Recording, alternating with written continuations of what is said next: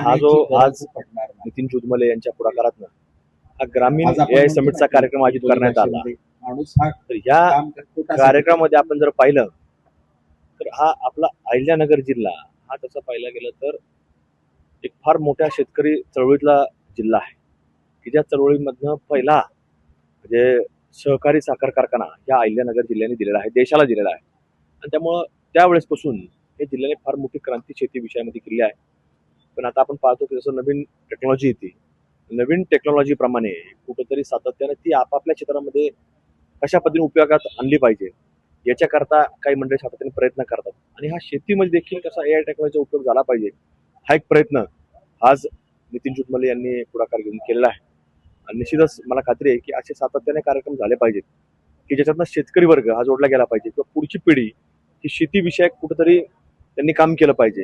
कारण ह्या देशामध्ये नवीन उत्पादन हे कशा पद्धतीने निर्माण होईल याच्यावरती काम करणं आवश्यक आहे. त्या पद्धतीने त्यांनी पहिलं पाऊल टाकलंय, त्याला मी शुभेच्छा व्यक्त करतो. पण सर आपल्या अहिल्यानगरमध्ये असे जर प्रोग्राम्स होत आहेत तर त्याच पद्धतीनं करिअरच्या काही ऑपॉर्च्युनिटीज आपल्या अहिल्यानगरमध्ये क्रिएट होऊ शकतात. याच्यातनं चांगलं करिअर घडू शकतं, शेतीविषयी चांगलं करिअर घडू शकतं. ज्याच्याकडे कमी क्षेत्र आहे तर कसं जास्त उत्पादन घेता येईल याच्यावरती काम करता येतं.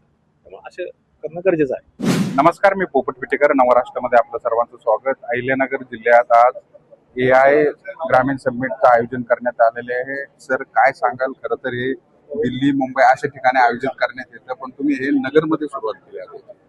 आपलं म्हणणं बरोबर आहे. AI वरती खूप मोठ्या प्रमाणावर चर्चा सध्या होतीये, परंतु बेसिकली चर्चा ती राजधानीच्या ठिकाणी होतीये. आणि मग माझ्यासारख्या एक सामाजिक क्षेत्रामध्ये काम करणाऱ्या कार्यकर्त्याला एक प्रश्न पडतो की आपण ज्या अहिल्यानगरमध्ये राहतो तसं पाहिलं तर आपण ग्रामीण भागातच मोडतोय, खेड्यांची राजधानी असं आपलं स्वरूप आहे. मग ह्या भागामध्ये सुद्धा आपल्याला AIच्या तंत्रज्ञानाबद्दल योग्य ती चर्चा घडून आणता आली पाहिजे. आपले विद्यार्थी असतील त्यांच्यासाठी चांगले वक्ते आपल्याला या ठिकाणी आणता आले पाहिजेत.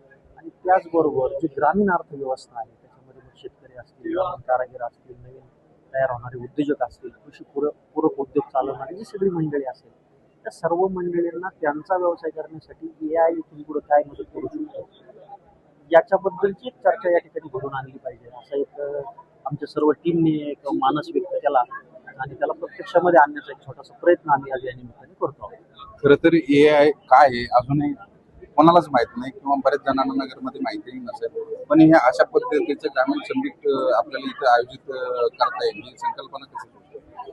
मी जेव्हा माझ्या स्वतःच्या प्रोजेक्टच्या संदर्भात काही AIच्या एक्सपर्टशी बोलत होतो, त्यांच्याशी बोलत असताना मला हे कुठंतरी असं वाटलं की आपण ही चर्चा अहिल्यानगर सारख्या ठिकाणी घडून आणली पाहिजे आणि विविध विषयांवरती लोकांना मार्गदर्शन घडून आणलं पाहिजे. खरं तर अर्ध्या तासाच्या किंवा 1 तासाच्या सेशनमध्ये AI सारख्या विषयाला कव्हर करणे शक्य गोष्ट नाहीये. परंतु या सेशनच्या माध्यमातून वातावरण निर्मितीला निश्चितपणे उपयोग होतो. जे विद्यार्थी विविध कॉलेजेसमध्ये शिकत असतात त्यांना एक्सपोजरही मिळतं.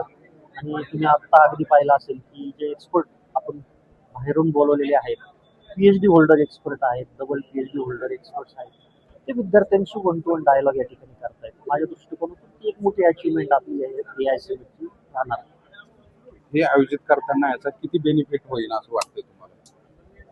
आता ही खरं तर एक सुरुवात आहे आणि मी त्याचं एक छोटं आउटपुट काय निघू शकेल याचा जेव्हा विचार करतो तेव्हा आम्ही असं विचार करतो की पुढच्या 1 ते 2 वर्षामध्ये जर काही तरुण उद्योजक याच्यामध्ये पुढे आले आणि त्यांनी असं म्हटलं की त्या AI समिटपासून आम्ही प्रेरणा घेतली आणि आम्ही नगरमधून सुद्धा एक successful venture AI based startup आम्ही करू शकतो, अशा पद्धतीचे 1-2 जरी व्यवसाय या उद्याच्या काळात उभा राहिले आणि आपली मुलं त्या दृष्टीने विचार करायला जरी लागली तरी माझ्या दृष्टिकोनातून आजचा आपला हा जो प्रयत्न आहे हा यशस्वी झाला असं आपल्याला म्हणतो. खरं तर ज्या गोष्टी दिल्ली आणि मुंबईत फक्त त्याचं आयोजन करण्यात येतं ते आता नितीन सरांनी नगरमध्ये आणून खरं तर एक नवीनच पायंडा त्यांनी पाडलेला आपल्याला पाहायला मिळतंय. पोपट पिटेकर, अहिल्यानगर.